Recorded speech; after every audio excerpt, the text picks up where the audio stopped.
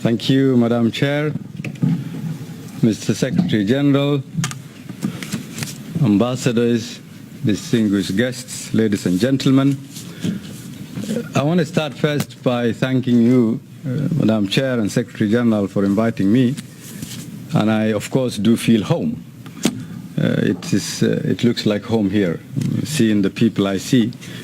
But I must admit that I would be really very glad to be welcomed by the chairperson here, but to be introduced by the Secretary General.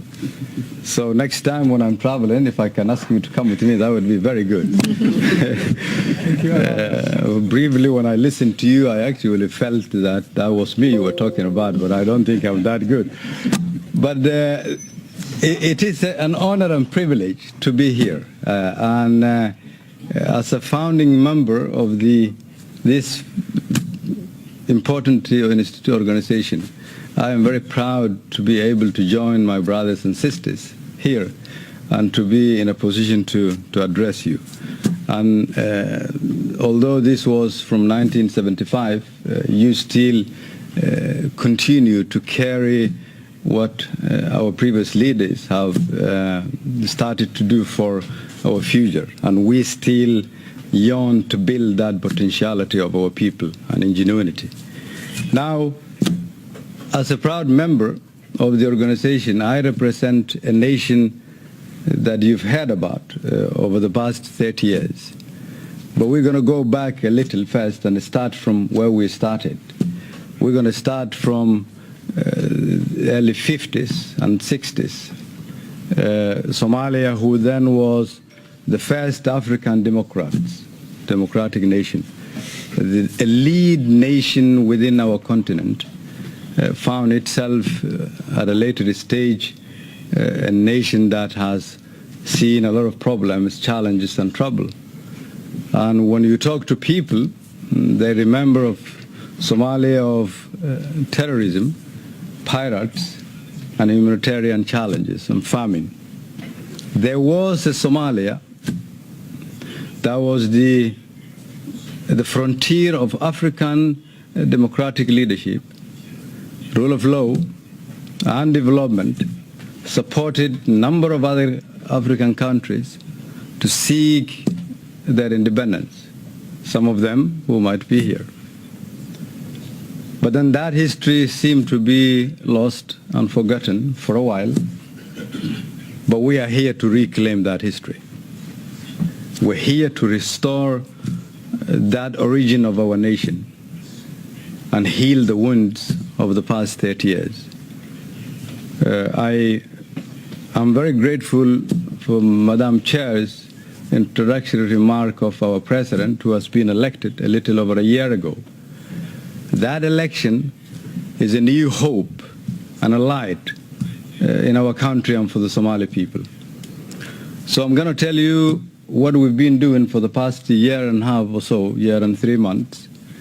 And I will tell you a little bit of our expectations and how we, those of us from the 3 different continents that this organization represents, how we should support one another and move our parts of the world forward.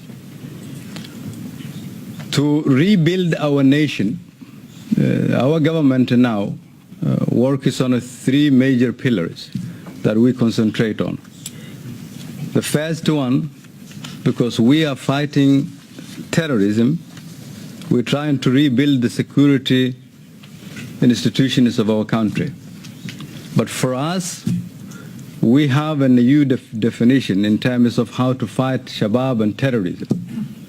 Fighting terrorism for us through military means will not solve the problems that we Somalis face, simply because we are fighting an enemy from within. You're fighting people who are your cousins and brothers and sisters who live within you, within your village, who are not be able to be distinguished from the ordinary citizens who go to work in the morning and come home in the evening. That's why for us to fight terrorism means to provide good governance, to fight corruption, to promote a culture where a government can have legitimacy and trust from its people, to ensure that there's an open and transparent allocation of resources, to have a justice model and system where people can feel comfortable, to make the government of Somalia be accountable to the people, a government that provides services to its people so that we seek legitimacy from our people and not from international outfits. Rebuilding our nation in terms of providing security for us means seeking acceptance from our people. Security, therefore, for us means we start from scratch, build step by step, and that is what our president and the rest of the leadership of the country has been doing. And over a year now, a period of a year, we've made significant strides and continue to move that nation forward. We cannot rebuild our security institutions without mentioning our brothers and sisters from the continent, the African Union, the AMISOM, whom some of them are here. Because of them and their services to our people and the sacrifices they made for the past 10 years, Somalia see now a future that hasn't been possible 10 years ago, or even 7 or 6 years ago. They paid the ultimate price, and we don't want their sacrifices to be in vain. That is why the President and I are committed to ensure that we restore the credibility and the dignity of the Somali people, so that people know Somalia, not what it is today or what it has been over the past 30 years, but what it can be. To continue with that, we've been reforming the economy of the country because we've had a bad credit for more than 30 years. Zero access to the international financial institutions, no financial system that worked. But we had one thing that functioned in that country where nothing else to be found. For close to 30 years, when every institution of our country were destroyed in the early 90s, the productivity and the ingenuity of the Somali people never stopped because of the capacity of the Somali business community, both inside and outside the country. And they kept alive our nation because you have this business structure that is built on one thing. That was the reason why our government were destroyed. With our business community has and had it for that 30 years, and that is trust among them. And that is the trust we are trying now to restore in our economy.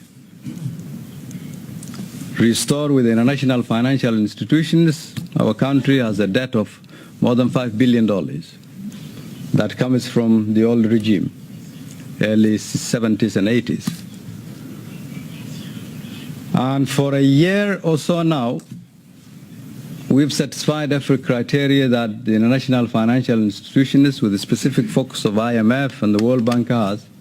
And now there is a major potential for our nation to reach pre-arrears clearance now in June or July, short period arrears clearance with a long objective and focus on debt relief. Rebuilding our financial institutions, reforming our central bank, promoting our business community, creating jobs, and developing our nation so that we have an infrastructure that allows our other African brothers and sisters can come to our country and rebuild together with us. We say this because we don't see us poor. We see us a nation with a lot of potential.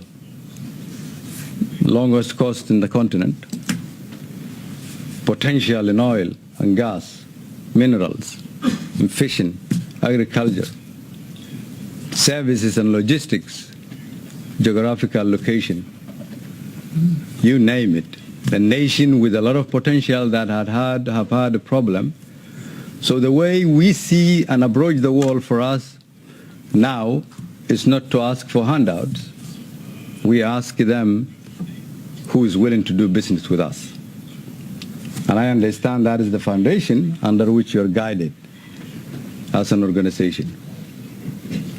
So we hope that in a very near future, there will be a lot of people from our neighbors and other countries in our different continents who will join and come and take part of our country's rebuilding efforts, but at the same time take advantage of the potentiality of our nation, because we see for us in the very near future the Somalia that will be the region and in the world. So to have that trust, we need to have policies that function. And there must be a strong cooperation between us, the federal government's leadership, and our member states, so that that structure of fair, open and transparent allocations of resources are based on political structures that are built on the trust that I've talked about.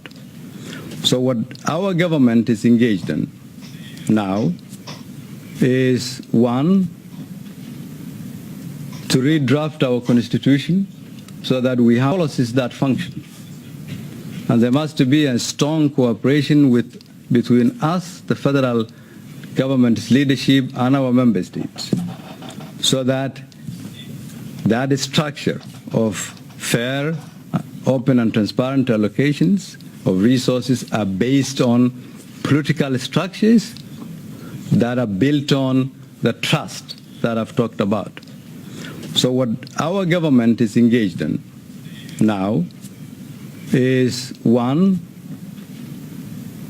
to redraft our constitution so that we have a constitution that is revised and caters for all the Somali people. Second, we engaged in adopting a new system of political power sharing, engaging in revenue sharing model with our federal member states, coming up with new electoral reform and electoral model for 2020 so that power is given back to the Somali people. Ordinary citizens should be what define our politics.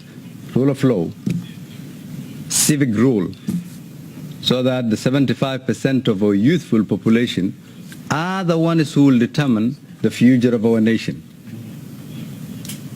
And developing political parties that will take shape by the end of 2020. Within that, we've also started a new chapter of our history after 30 years of providing service to our people, building schools, roads, bridges, hospitals, so that the government is the best alternative for the Somali people. While we do all these things, we have one major challenge and others that we are confronting.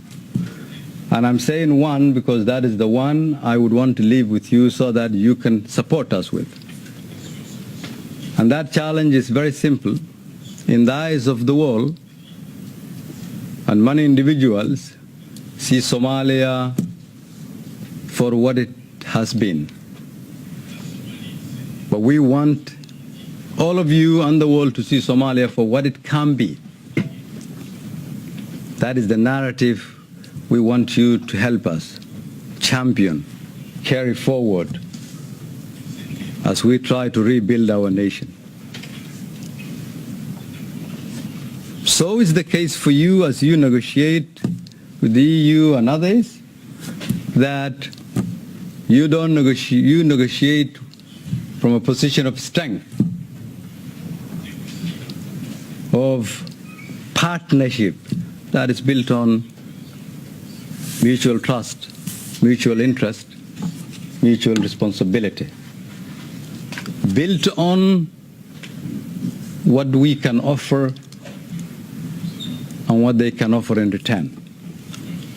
Built on the ingenuity of our people, the capacity and the resources of our people, the resources of our different nations, and the importance of our continents. For too long, there has been different set of rules that should no longer apply as you represent us. We respect everyone, but looking after the interest of our people, leaving future for our children, that we are the ones who will shape the destiny and the future of our children, should be what guides you all. And with that note, I thank you.